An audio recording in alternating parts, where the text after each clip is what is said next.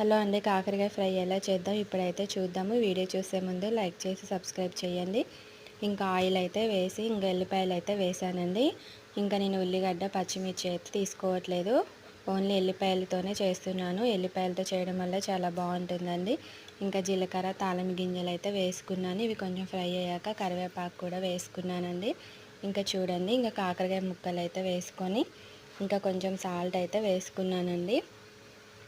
ఇంకా వీటన్నిటిని ఇంకా అలా తిప్పేసి కాసేపు అయితే మగ్గనిచ్చానండి. ఇంకా చూడండి, ఇంకా కొంచెం అయితే మగ్గాయి. ఇంకా చూడండి, ఇంకా ఎల్లిపాయలతోనే మగ్గించుకోవడం వల్ల చాలా బాగుంటుంది. ఇంకా పచ్చిమిర్చి అయితే కూడా తీసుకోలేదు కాబట్టి ఒక టేబుల్ స్పూన్ కారపొడి అయితే వేసానండి. ఇంకా చూడండి, ఇంకా కాకరకాయ అయితే ఫ్రై అయిపోయింది. చాలా టేస్టీగా ఉంటుంది. వీడియో నచ్చితే లైక్ చేసి సబ్స్క్రైబ్ చేయండి.